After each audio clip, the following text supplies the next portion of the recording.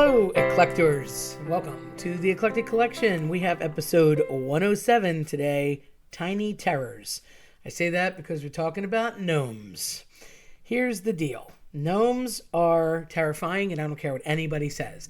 Some people are like, ooh, they're inviting little lawn guys. No, and no. I don't care what anyone says. When you're not looking, they sneak around in the middle of the night, do mischievous things, and they try to kill you. Okay, that's my fear out of the way. But for real, they're mythological creatures, and they are diminutive, meaning little bite-sized spirits that came around of Renaissance time in magic and alchemy. So for those of you that are chemistry impaired, alchemy is what chemistry would become. Alchemy was the study of looking for gold. And at the time, when civilization was literally just becoming civilizations, and especially at the era where trade and barter was big, gold was a hot commodity. So everybody started looking for gold, and they would smash things, burn things, freeze things, combine things to try and come up with gold. In reality, that obviously doesn't work, and you have to mine it because it's an ore. But what would happen is that accidentally things were invented, and surprise, the periodic table. So that's alchemy, little backstory for you there.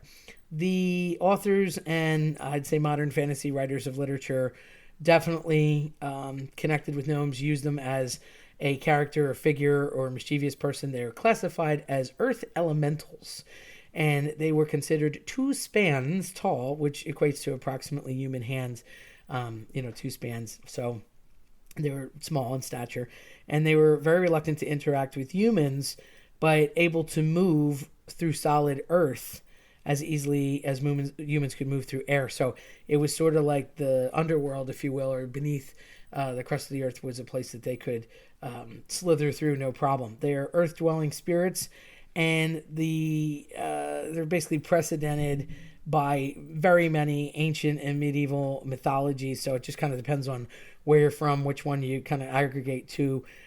They usually guarded mines or precious underground treasures. And as a result, you kind of see the connective tissue to Snow White and the Seven Dwarfs, which they recently just remade because Disney's remaking everything with live people, which makes no sense, but we won't talk about that. The term gnomide, it refers to female gnomes, often a nomid in English translation, if you will. Modern fiction was instead using the word gnomes to refer to a female gnome, but we just call them all gnomes right now because we're equal opportunity in our gnome naming.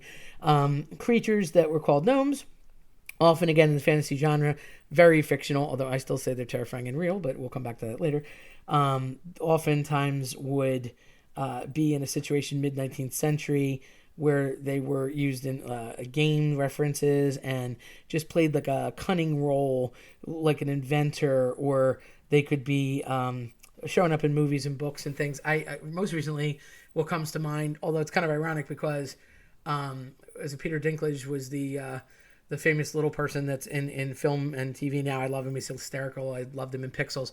But he was in Game of Thrones and he played a lot of famous roles. He plays...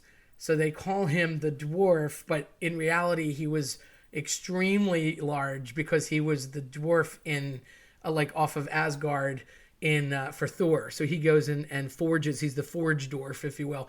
But they left him alive, and they crippled his hands in the whole Marvel universe. So Thor goes back because of the whole hammer trauma, and they give him an axe, and he has to walk them through how to make the axe and the forge.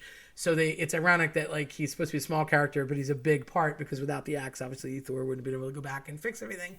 And they walk Thor through it, but they make a gigantic version of that character and used his image to do it. So in modern movies, obviously it's still coming around. And of course, like I said, the remake with Disney. Usually they're adventure amusement parks you see often in Europe too. And, you got to remember, Europe's older, so they had a lot more time ahead of us to put those things down. Very European belief. After World War II, you start to see them pop up in the United States. More as a lawn ornament than anything. 19th century, it kind of just became a garden gnome. So then you start to see silly movies like Gnomeo and Juliet. The image of these garden gnomes has changed from the first plastic gnomes back when they were manufactured. Now you can see them as ceramics, however, little red rosy cheeks. Sometimes they're pointy hats, different colors. And around 1937, that's when the Seven Dwarfs came out. So they kind of really took after that forever because Disney cemented that into everybody's mind. So Snow White and the Seven Dwarfs was 1937 production. He did go find, European works and really spent a lot of time. It was like 2 or 3 years in production with that to make that the big motion picture.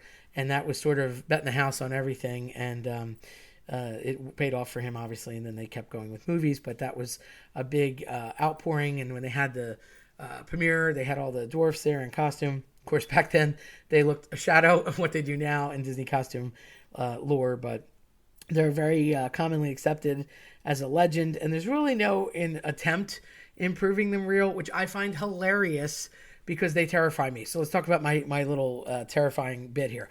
So being into Spanish, being into European Romance languages, and being a Spanish teacher all this time, South Americans are terrified of gnomes. So a small person is like an enano, the word enano. But a gnome, by definition, is a duende. And duendes are generally terrifying. So duendes are like mischievous doers, and they're just up to no good, and you don't trust them. So they don't have this like, oh, great, Travelocity, yay, kind of idea, like roaming gnome, and he's so cute, and he's got the accent. No, duendes are like terrifying and evil, and they go after you, and they do things, and they're mysterious, and I'm afraid of them, and I think that the South Americans are onto something. Funny story, my niece always would house Blue Rocks players at her house during the baseball season for minor league players. And if they could secure housing, then the team would like give them certain benefits and amenities, but you had to find your own place. So she would sign up with an organization and take a couple guys every year. She was rarely home and had a spare bedroom and said, look, here, have at it. My dog's here. Do your thing. Food's in the fridge. Have fun. And they would give her some tickets to the games. Worked out great. She did it for a long time. Well, they were typically Venezuelan, Colombian. They would come from different places in South America. Well, she loves gnomes, which I don't. And she had a, garden gnome on her front porch, and most of them didn't say much, but one guy was so terrified he would not walk in the house, and asked her about it, and he didn't speak much English, and luckily I happened to be there, and she was like, what's the problem, and she thought something was wrong with the house, or he was afraid of the dog. He wouldn't walk in the house because he thought it was bad luck that the gnome was there, and he would not go in. So we had to put the gnome somewhere else to hide it until he left after the season. And then we put the gnome back, but he was warning her, be cuidado, be careful, the gnomes are scary. So that kind of cracks me up. The Amazing Race, which I love watching, and is certainly about cultures and everything around the world, uses Travelocity very often as one of their sponsors, and they have the Travelocity roaming gnome. So very often they have to take a gnome and carry him, or put clothes on him, or dress him somewhere, or put him in a life jacket and have him go across a lake or something in a boat.